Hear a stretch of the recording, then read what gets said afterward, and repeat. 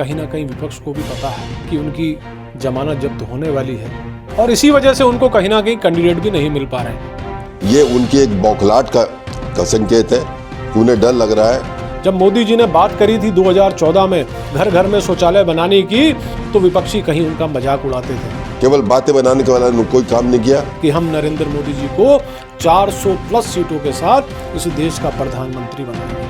मैं चैलेंज के साथ कहता हूँ, इस चुनाव में काशी कम से कम उत्तराखंड से अंदर 5 सीट जीतेंगे और प्रधानमंत्री राहुल गांधी बनेंगे। नरेंद्र मोदी जी का पिछले 10 वर्ष का कार्यकाल जो पूर्ण रूप से इस देश की जनता को समर्पित रहा, इस देश के शोषित वंचित समाज को समर्पित रहा, उस कार्यकाल की वजह से कहीं ना कहीं विपक्ष को भी पता है कि उनकी जमानत जब्त होने वाली है और इसी वजह से उनको कहीं ना कहीं कैंडिडेट भी नहीं मिल पा रहे हैं।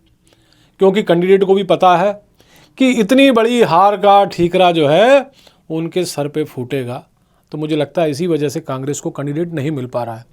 और जैसा मैंने आपको कहा कि नरेंद्र मोदी जी का पिछले 10 वर्ष का कार्यकाल, जिसमें उन्होंने इस देश का जो शोषित वंचित समाज था, जो अपने जीवन को जीने में उसको बहुत बड़ी कठिनाइयों का सामना करना पड़ता था, उसके पास रहने को घर नहीं था, उसके पास शौचालय नहीं था, उसके पास बिजली का कनेक्शन नहीं था, उसके पास सिलेंडर नहीं था। इस तरीके से अगर उसके परिवार में भगवान ना करे कोई गंभीर बीमारी आ जाए तो उसके पास इलाज कराने को पैसे भी नहीं थे। लेकिन मोदी जी ने एक एक व्यक्ति की चिंता करते हुए यहाँ पर प्रत्येक व्यक्ति को घर देने का काम किया, प्रत्येक घर में बिजली का कनेक्शन देने का काम किया, प्रत्येक घर तक सिलेंडर पहुंचाने का काम किया और प्रत्येक घर तक शौचालय बनाने का काम किया। जब मोदी जी ने बात करी थी 2014 में घर घर में शौचालय बनाने की, तो विपक्षी कहीं उनका मजाक उड़ाते थे। क्योंकि उस समय जो सरकारें थी, वो सत्ता लोलुप सरकारें थी, वो कहीं ना कहीं सिर्फ और सिर्फ हवा में सरकारें चलती थी। और किसी भी सरकार ने धरातल पर, अगर अटल बिहारी वाजपेयी जी की सरकार को छोड़ दिया जाए, तो किसी भी सरकार ने धरातल पर काम नहीं किया था, किसी भी सरकार ने गरीबों की चिंता नहीं की थी। और ये भी वास्तविकता है कि 2014 से पहले देश की जनता को पता भी नहीं था कि आखिर केंद्र की सरकार बनती किस वजह से, आखिर उनके काम क्या होते हैं।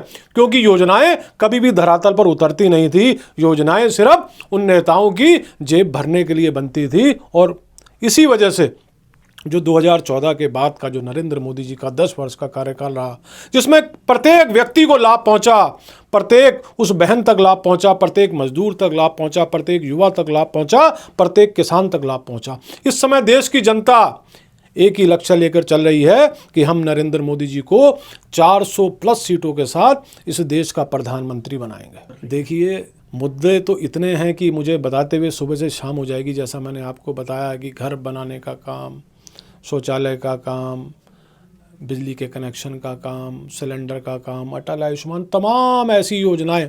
और ये जो आज गदरपुर से, चूँकि मेरा निवास गदरपुर है और अब हम इस समय खड़े हैं काशीपुर में, काशीपुर आने में 1.5 घंटा लगता था पहले गदरपुर से, और आज 30 से 35 मिनट में हम काशीपुर पहुंच जाते हैं। 3.5 घंटे 4 घंटे में हम गदरपुर से देहरादून पहुंच जाते हैं। पहले पूरा दिन लगता था। आज हम सुबह का नाश्ता करके देहरादून के लिए चलते हैं और शाम की चाय भी अपने घर पर आकर पी सकते हैं। इस तरीके का पूरा एक वातावरण, इस पूरा स्ट्रक्चर जो है, ये भारतीय जनता पार्टी की मोदी सरकार ने बनाने का काम किया है। आज आप देखिए, जैसा हम कनाडा से एक बच्चा, युवा सिख करणवीर को यहाँ पर लेके आए हैं, 1 महीने के अंदर वो बच्चा बिना डॉक्यूमेंट के सरकार के खर्चे पर भारत लौटा है। तो इस तरीके से तमाम ऐसी चीज़ें हैं जो हमारी नरेंद्र मोदी सरकार ने करी हैं, पुष्कर धामी सरकार ने करी हैं। अभी यूसीसी यहाँ पर लागू किया। अभी हम उत्तरकाशी टनल की अगर बात करें, 41 श्रमिक हमारे फंस गए थे। इससे पहले किसने चिंता करी? 2013 में जो केदारनाथ में आपदा आई, हमने किस तरीके से देखा कि वहाँ श्रद्धालुओं की डेड बॉडी तक उठ नहीं पाई, लेकिन उत्तरकाशी में टनल में अगर 41 श्रमिक फंसे, और किस प्रकार की चिंता हमारे प्रधानमंत्री मोदी जी ने उनको लेकर करी, किस प्रकार की चिंता हमारे मुख्यमंत्री पुष्कर सिंह धामी जी ने उनको लेकर करी। लगातार यानी रोज फोन मोदी जी के यहाँ पर हमारे मुख्यमंत्री धामी जी के पास आए और धामी जी ने लगातार उसकी मॉनिटरिंग करी। धामी जी उस टनल के बाहर डेरा बनाकर बैठे रहे और हम सब जानते हैं कि वो त्योहारों का समय चल रहा था। धामी जी ने कहा, हमारे मुख्यमंत्री जी ने कहा कि मैं तब तक त्योहार नहीं मनाऊंगा जब तक मैं उन श्रमिकों को सकुशल बाहर नहीं निकाल लेता। और 17 दिनों की अथाह मेहनत के बाद वो सारे के सारे श्रमिक बाहर निकले और उसके पश्चात उन श्रमिकों के साथ, उनके परिवारों के साथ मुख्यमंत्री आवास पर सारे त्योहार मनाए गए। इस प्रकार एक सेवा भाव हमारी केंद्र सरकार और हमारी प्रदेश सरकार में है। और यही वजह है क्योंकि हम काम करना जानते हैं, हम काम को धरातल पर उतारना जानते हैं, और इसी वजह से आज कहीं ना कहीं विपक्ष को अपना कैंडिडेट भी नहीं मिल पा रहा है। और जैसा मैंने आपको कहा कि पिछली बार लगभग हम 3 लाख वोटों से जीते थे और इस बार हम इस जनता के विश्वास पर 5 लाख से अधिक वोटों से इस नैनीताल ऊधमसिंह नगर लोकसभा सीट को जीतने जा रहे हैं। कि ऐसा है, विपक्ष के पास तो कोई मुद्दा ही नहीं है इस समय। एक भी हमारी सरकार के ऊपर भ्रष्टाचार का एक भी आरोप नहीं है। और हम सब जानते हैं कि उससे पूर्व की 10 साल की जो यूपी की सरकार थी, कांग्रेस की सरकार थी, उसने कितने बड़े बड़े घोटाले किए। अब विपक्ष ने चुनाव लड़ना, उसने कुछ ना कुछ कहना ही है, यही वजह है और कोई वजह नहीं है। ऐसा कुछ नहीं है। चुनाव की एक संचालन समिति होती है जो इसका निर्णय करती है, और हमारे लगातार मीटिंग चल रही हैं और 11 को एक मीटिंग है जिसमें निर्णय कर लिया जाएगा। ये उनकी एक बौखलाहट का संकेत है कि उन्हें डर लग रहा है कि कौन सा कैंडिडेट आ रहा है, कौन है, क्योंकि हमारे पास बहुत से कैंडिडेट हैं जो एक से एक मजबूत कैंडिडेट है जो सीट निकाल सकता है। उसी डर की वजह से, बौखलाहट की वजह से बार बार इसमें कहते हैं। दूसरी बात यह कि उनके शासनकाल में जो उत्तराखंड का क्या हाल हुआ है, उनका विकास रुक गया है। तिवारी जी के टाइम में यहाँ पे इंडस्ट्रियलाइजेशन हुआ, काशीपुर हुआ, रुद्रपुर हुआ, इलाहाबाद हुआ। आज उन्हीं इंडस्ट्री की वजह से लोग यहाँ का वेतन मिल पा रहा है। लोगों ने शायद न तो नौकरी मिलती न वेतन मिलता, और उसके बाद कहते हैं कि यहाँ कोई काम नहीं हुआ है। आज इतने साल हो गए, आज तक काशीपुर से ट्रेन के नाम पर देहरादून के राजधानी तक के लिए कोई साधन नहीं है, कोई ट्रेन आज तक नहीं चला पाए। दूसरा ये, यहाँ पर एक बस अड्डा था जो उत्तराखंड के अंदर देहरादून के बाद सबसे बड़ा बस अड्डा था। आज वो क्या हाल हुआ पड़ा उसका, वो डिपो ख़त्म कर दिया। आज वहाँ पर क्या हाल हुआ पड़ा, सब बसें रुकी पड़ी हैं। 7 साल में एक जरा सा एक फ्लाईओवर बन रहा है, यही विकास है, इसी को विकास कहते हैं। पूरे शहर को इन्होंने नाश मार दिया। इन्हीं के मुख्यमंत्री ने कहा था कि काशीपुर शहर नहीं कस्बा है। यदि विकास हुआ हो तो ये बात कहते। यहां पर कोई विकास नहीं हुआ है, पूरा शहर का नाश लगा पड़ा है। और यही नहीं, डिस्ट्रिक्ट के अंदर ही क्या हो रहा है, केवल बातें बनाने के वाला कोई काम नहीं किया। आज न लोग परेशान हैं, पढ़ लिखने के बाद यहाँ से पलायन हो रहा है पढ़े लोगों का। जिस तरह से पहाड़ से पलायन हो रहा है, यहाँ से पलायन हो रहा है। जो पढ़े लिखे लोग हैं सब बाहर जा रहे हैं। एक टाइम भी आ जाएगा काशीपुर के अंदर कि आपको पढ़े लिखे आदमी नहीं मिले। जो अच्छे पढ़े एजुकेटेड लोग हैं वो यहाँ नहीं दिखाई देंगे।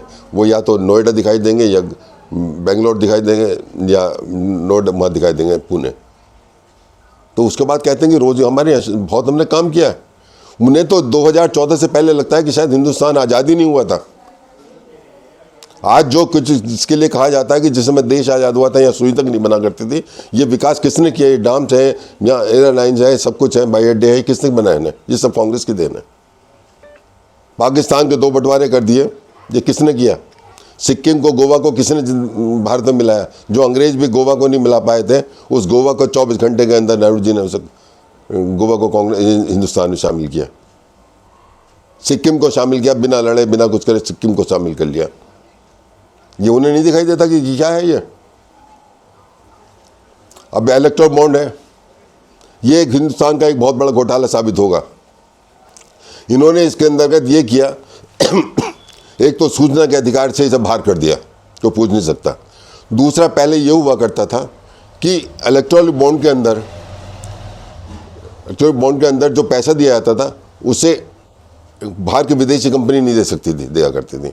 इन्होंने वो छूट दे दी, विदेशी कंपनी इसमें भाग ले सकती हैं। उसके बाद इन्होंने क्या क्या उनसे समझौते किए हैं, क्या नहीं किए हैं, ये यही जानते हैं। देश का बंटा ढार करके रख दिया। देश के विकास की बात तो बहुत दूर है।